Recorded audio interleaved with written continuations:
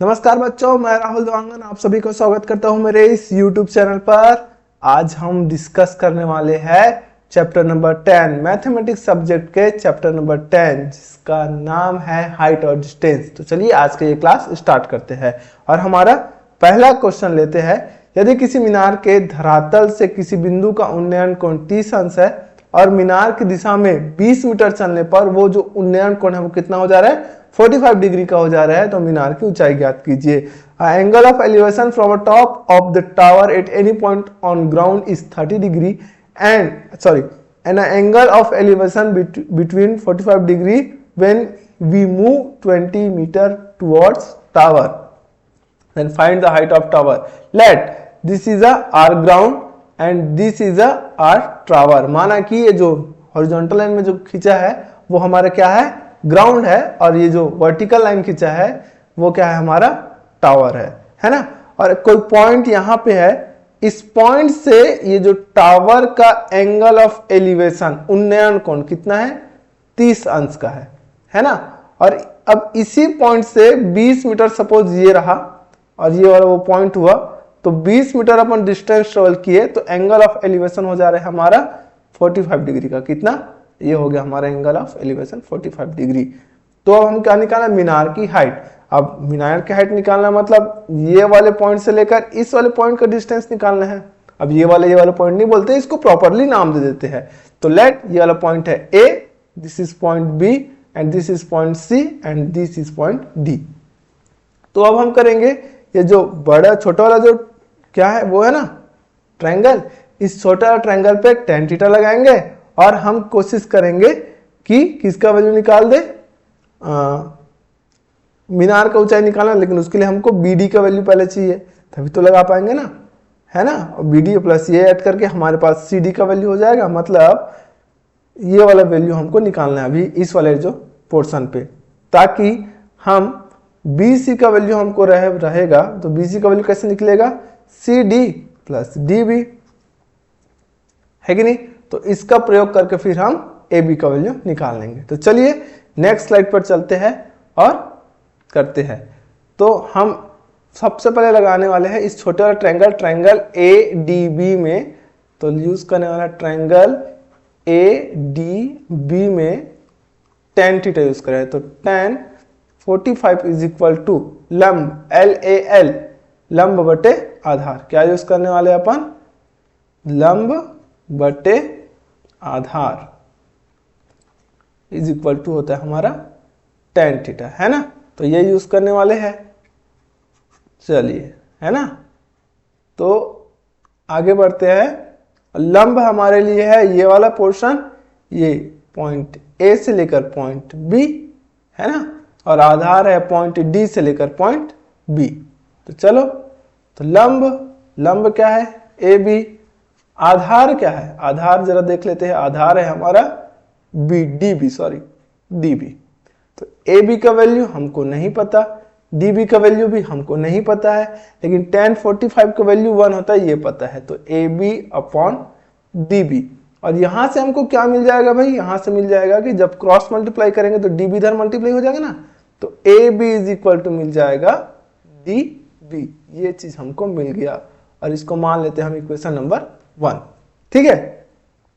अब हम बड़े वाला जो ट्रायंगल है ये पूरा जो ट्रायंगल दिख रहा है ना, ट्रायंगल पॉइंट A से लेकर ये जो C है और फिर ये पूरा ट्रायंगल बड़ा सा है ना, ये पूरे बड़े वाले ट्रायंगल पे अपन लगाने जा रहे हैं अब tan थीटा। क्लियर ना।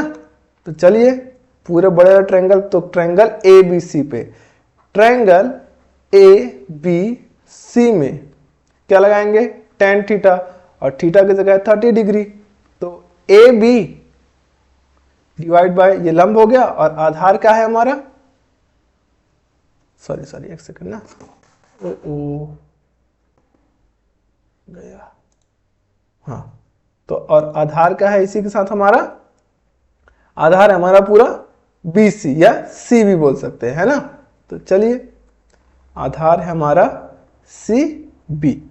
अच्छा, और CB का वैल्यू कैसे निकलेगा,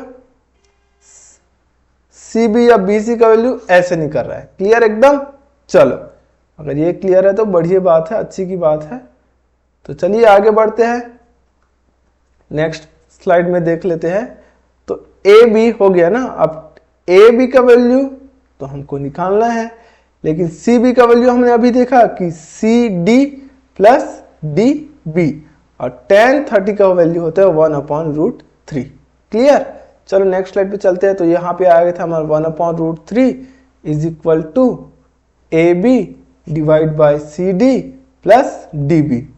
और अभी अभी कुछ देर पहले ये देखो हमने निकाला इक्वेशन नंबर 1। इक्वेशन नंबर 1 अगर देख रहे होंगे तो अभी हमें निकालना है कि A B is equal to क्या होता है सी डी। तो वैल्यू पुट कर देते हैं, A B is equal to क्या पुट करने, या फिर डी बी। हम डी बी की जगह रखने वाले हैं ए बी। क्यों? क्योंकि हमको ए बी का वैल्यू निकालना है। ए बी क्यों? क्योंकि ए बी हमारा मीनार है। तो चलो, तो 1/√3 is equal to A B, और C D 20 meter distance travel किए, तो ये हो गया 20 प्लस डी बी का वैल्यू हो जाएगा ए बी। क्लियर। तो अब क्रॉस मल्टीप्लाई कर देते हैं, तो क्या हो जाएगा 20 plus A B is equal to √3 A B. Cross multiply करने से ये आया भाई। अब क्रॉस मल्टीप्लाई किया तो ए बी को एक साइड ले चलते हैं, मतलब ए बी को ट्रांसफर करके इस साइड पे ले आते हैं। तो क्या बच जाएगा हमारे पास 20 is equal to √3 A B minus A B. ये बच गया हमारे पास। ठीक है, चलिए क्या बचा है हमारे पास 20 is equal to A B, sorry एक सेकेंड ना, सॉरी, हमारे पास बच गया था √3 A B minus A B, ये बचा था, है ना। क्लियर यहां तक। अब दोनों में ए बी कॉमन है, तो अपन ए बी क्या कर लेते थे, कॉमन निकाल लेते हैं। तो 20 इज इक्वल टू अपन ए बी कॉमन निकाल लिए। अब क्या बच गया √3 माइनस 1। अब इसको इस साइड पे ले आते हैं अगेन। तो A B is equal to क्या आ जाएगा भाई 20/√3 माइनस 1। अब हम रूट नीचे वैल्यू ना रख के रूट को ऊपर ले जाने की कोशिश करते हैं, तो उसके लिए अपन कर रहे हैं हर का परिमेयकरण, डिनोमिनेटर का रेशनलाइजेशन कर रहे हैं। तो बीच का साइन चेंज हो जाएगा, माइनस है तो क्या हो जाएगा प्लस। तो √3 प्लस 1 डिवाइड बाई √3 प्लस 1।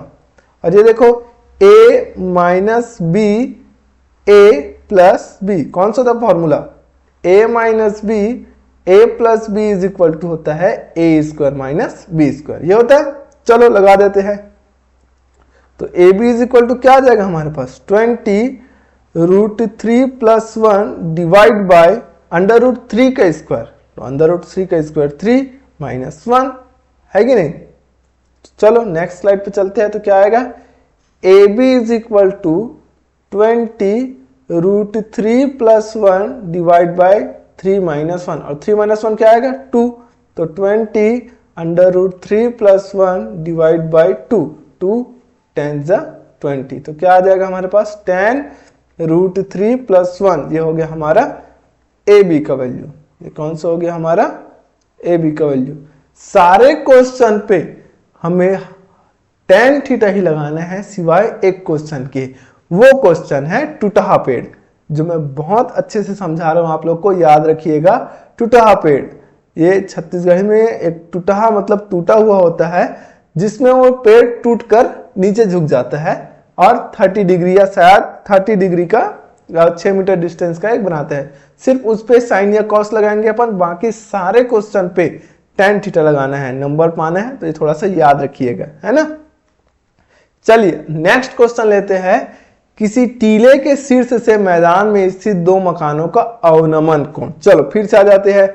लो भाई, ये होगा ग्राउंड का बेस, और ये हो गया हमारा कोई टीला, है ना। सॉरी, ये क्या हो गया हमारा कोई टीला। एक सेकंड, इसको इरेज करते हैं। और ये हो गया हमारा टीला दादा, है ना। और इस टीले के दोनों तरफ क्या है, मकान है। तो सपोज इस वाले पॉइंट पर एक मकान है और इस वाले पॉइंट पर मकान है। हम ऊपर से नीचे देख रहे हैं, तो एंगल ऑफ डिप्रेशन हो जाएगा हमारा एक ये, और इधर साइड के लिए एंगल ऑफ डिप्रेशन हो जाएगा इधर वाले के लिए ये। क्लियर। और हम लोग बैठे हैं यहां पे ऑलमोस्ट, है ना। एक से सॉरी, थोड़ा सा मिस्टेक हो गया। चलिए इसको इरेज कर देते हैं और फिर से बना देते हैं। हम बैठे हैं यहाँ पे वाले पे एंगल पे, ठीक। तो ये वाला एंगल हो गया हमारा 30 डिग्री का और ये वाला एंगल हो गया हमारा 60 डिग्री का। क्लियर, दोनों साइड। तो अगर चलो अब इसको नाम दे देते हैं, चलो नाम दे दे, तो इसका नाम दे देते हैं ए बी। ये हो गया हमारा ए, ये हो गया हमारा बी, ये हो गया हमारा क्यू और ये हो जाए हमारा पी। तो पी क्यू क्या है हमारा? शिखर है, जो टावर है ना, टीला है, टीला क्या है? टावर दिया हुआ है इंग्लिश पे। और ए और बी दो मकान है, दो होम है, दो हाउस है ना। अब हमको क्या निकालना है? ए और बी के बीच का दूरी। और ए और बी के बीच का दूरी कैसे निकालेंगे? ये वाला दूरी, ये वाला दूरी, दोनों दूरी को निकाल के जोड़ देंगे। मतलब ए बी कैसे निकलेगा? A B is equal to A Q plus Q B, ऐसे करके हम निकाल लेंगे। क्लियर। अब हमारे पास दो एंगल है। अब देखो बाय अल्टरनेटिव एंगल, ये अगर 30 है तो ये भी हो जाएगा कहाँ से? अल्टरनेटिव एंगल से। अगर ये वाला एंगल 60 है तो ये वाला एंगल कितना हो जाएगा? 60। कहाँ से? अल्टरनेटिव एंगल से, एकांतर कोण से। क्लियर, एकांतर कोण से ऐसा होता है, ठीक। तो चलिए अब आगे बढ़ते हैं। हम इन दोनों ट्रायंगल पे लगाने वाले हैं। दो ट्रायंगल दिख रहा है, एक ट्रायंगल ये वाला दिख रहा होगा और एक ट्रायंगल ये दिख रहा है। इन दोनों ट्रायंगल पे हम लगाने वाले हैं फिर से tan थीटा। चलिए तो tan थीटा लगाते हैं। तो पहले ट्रायंगल P ये वाले पे लगाते हैं, PAQ या AQP पे, है ना। चलिए तो ट्रायंगल APQ में क्या लगाएंगे हम लोग? tan 30, थीटा की जगह 30 है। चलो लंब क्या होगा हमारा? लंब होगा PQ, ये वाला होगा लंब, है ना। लंब जो सीधा दिख रहा है वो लंब है और AQ क्या है हमारा? आधार है। और देखो टीले की ऊंचाई भी दिया भैया, टीले की ऊंचाई 60 मीटर है, मतलब ये हाइट कितना है? 60 मीटर है। तो चलो PQ, तो ये हो गया हमारा लंब PQ बटे आधार AQ, है ना। तो PQ क्या है हमारा? 60, आधार है AQ। और tan 30 का value 1/√3 is equal to 60 divide by AQ। तो यहां से AQ कितना आ जाएगा? AQ आ जाएगा हमारा 60√3। ये हो गया हमारी इक्वेशन नंबर 1। हम ये जो ट्रायंगल था ना, इस ट्रायंगल पे लगा लिए। क्लियर, इस ट्रायंगल पे हम लोग खत्म, इस ट्रायंगल काम खत्म और हमको AQ मिल गया है। कितना मिल गया यहाँ पे? AQ 60√3 मिल गया है। एकदम क्लियर। अब हम ये इस वाले ट्रायंगल पे क्या लगाएंगे? tan थीटा लगाएंगे। क्या लगाएंगे हम लोग? tan थीटा लगाएंगे। चलो तो tan थीटा लगाते हैं। तो ट्रायंगल क्या नाम है? BPQ पे ट्रायंगल। तो नेक्स्ट पे ले लेते हैं ट्रायंगल BPQ में क्या लगा रहे हैं? tan theta. तो ये हो गया tan, उस पे एंगल 60 डिग्री का है, तो tan 60 इज इक्वल टू लंब। चलो तो लंब क्या है भैया? एक PQ है, लंब हो गया, और ये क्या हो गया हमारा? आधार। ये हो गया परपेंडिकुलर, ये हो गया हमारे लिए बेस। तो लंब है PQ और बेस है QB। क्लियर। तो PQ divide by QB, PQ divide by QB, है ना। और tan 60 का वैल्यू √3 और PQ का वैल्यू कितना है? 60 divide bye QB। Cross multiply करते हैं, इसका मल्टीप्लाई उधर, इसका उधर, यहाँ पे कुछ नहीं मतलब 1 है तो इसका मल्टीप्लाई इधर। तो क्या हो जाएगा? QB इज इक्वल टू हो जाएगा 60 divide by √3। QB cross multiply हो गया, है ना। अब रूट नीचे अच्छा नहीं लग रहा है या वैल्यू नहीं रखते जनरली, तो इसका हम रेशनलाइजेशन कर देंगे और रूट को ऊपर ले जाएंगे। तो इंटू √3 डिवाइड बाय √3। तो ये होगा 60√3 और √3 इंटू √3 3। तो 3 1 जा 3, 3 2 जा 3, 20 जा 60। तो QB का वैल्यू क्या आ गया हमारे पास? QB इज इक्वल टू आ गया 20√3। अच्छा अब जरा देखते हैं, ये पूरे का वैल्यू निकाले हम लोग ना, और ये हो गया हमारा 20√3। तो AB का वैल्यू क्या है भैया? हमको AB दोनों हाउस के बीच का डिस्टेंस ही तो निकालना था ना। तो 60√3 प्लस 20√3। चलो तो AB इज इक्वल टू क्या आ गया? AB इज इक्वल टू आ गया है 60√3 प्लस 20√3, तो 60 और 20 80√3।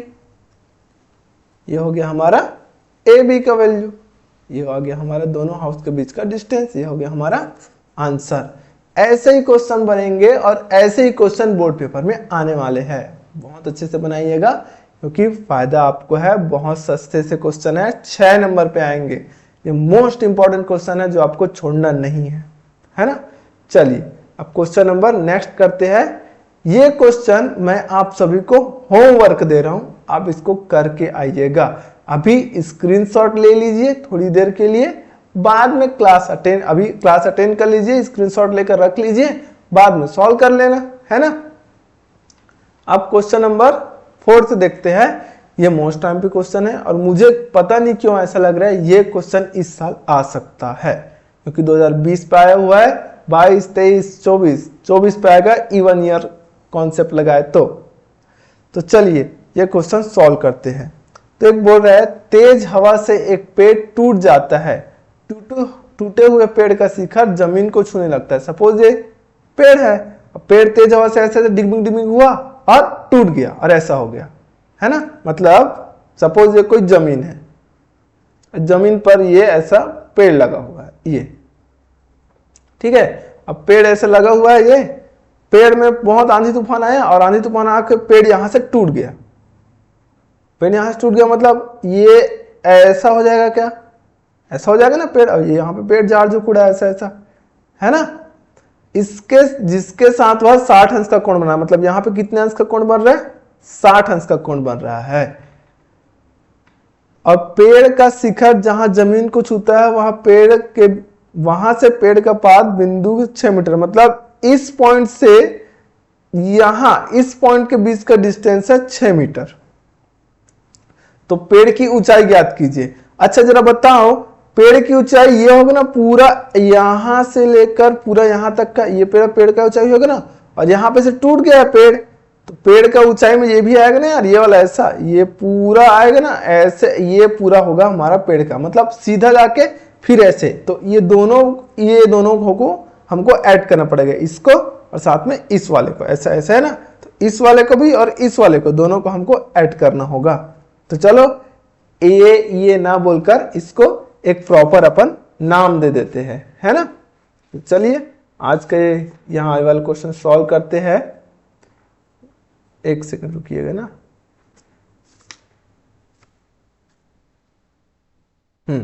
चलिए तो ये हो गया पॉइंट, सपोज ये वाला पॉइंट ए है, suppose this is point B and this is point C. इसको एक फ्रेश पेज पे हम नेक्स्ट पेज पे बनाते हैं।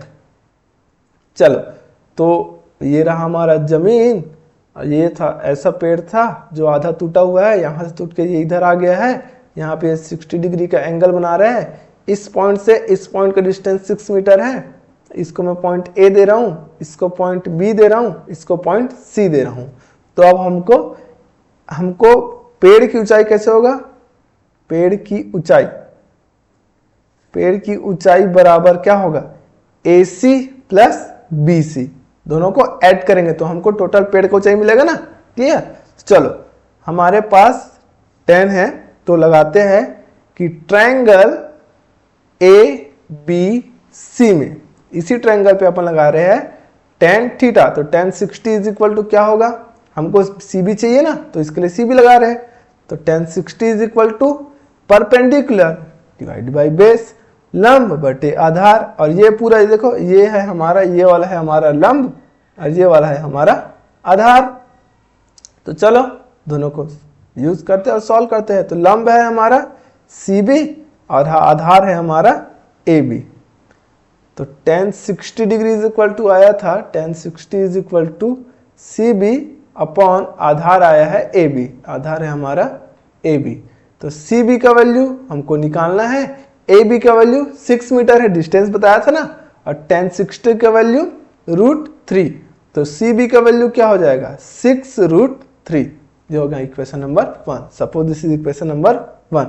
अब देखो, अब हमको चाहिए परपेंडिकुलर, देखो हाइपोटेनस, ये इसका वैल्यू चाहिए। अब हमको हाइपोटेनस का वैल्यू चाहिए, है ना। अब हाइपोटेनस में रिलेशन कौन बताता है, सपोज LAL KKA। तो हाइपोटेनस, लंब, कर्ण, कर्ण में रिलेशन ये होगा साइन वाला और ये वाला सेकंड वाला हो जाता है कॉस वाला। तो या तो साइन लगा सकते हैं या तो कॉस लगा सकते हैं, आप जो चाहो, लंब और कर्ण। आप क्या बोलते हो, कॉस थीटा लगाए? चलिए कॉस थीटा लगाते हैं। तो क्या हो जाएगा, ट्रायंगल ABC में अपन लगा रहे हैं कॉस 60 डिग्री और LAL KKA। तो आधार बटे कर्ण, आधार मतलब बेस अपॉन परपेंडिकुलर। तो बेस क्या है जरा देख लेते हैं। बेस है हमारा AB और परपेंडिकुलर है AC। तो बेस है हमारा AB और परपेंडिकुलर है हमारा AC। तो चलो, तो cos 60 degree is equal to AB base, perpendicular है AC। तो AB 6 है और AC हमको निकालना है। cos 60 का वैल्यू होता है cos 60 का वैल्यू होता है √3। cos 60 का वैल्यू होता है 1/2 में भी, है ना। एक सेकेंड, हाँ, cos 60 का वैल्यू होता है 1/2। चलो, सॉरी मुझसे मिस्टेक हो गया। चलो, cos 60 का वैल्यू होता है 1/2। चलो क्रॉस मल्टीप्लाई करते हैं। तो AC इज इक्वल टू हो जाएगा 12, होगा ना। ये इधर मल्टीप्लाई हो जाएगा और ये इस साइड मल्टीप्लाई हो जाएगा। तो क्या हो गया, AC का वैल्यू 12, है ना। चलिए, तो अब आगे सॉल्व क्या करेंगे। अब हमको पेड़ का हाइट निकालना है। तो हाइट कैसे निकालेंगे भाई। हाइट इज इक्वल टू आएगा पहले तो AC प्लस CB, और AC आया हमारा 12 और CB, ये देखो CB देख लेते हैं, CB आया है 6√3। तो प्लस 6√3, दोनों में 6 कॉमन है, 6 कॉमन निकाल लेते हैं, √3 + 2, ये हो गया हमारा हाइट। ये आ गया हमारा हाइट और यही हो गया हमारा आंसर, है ना।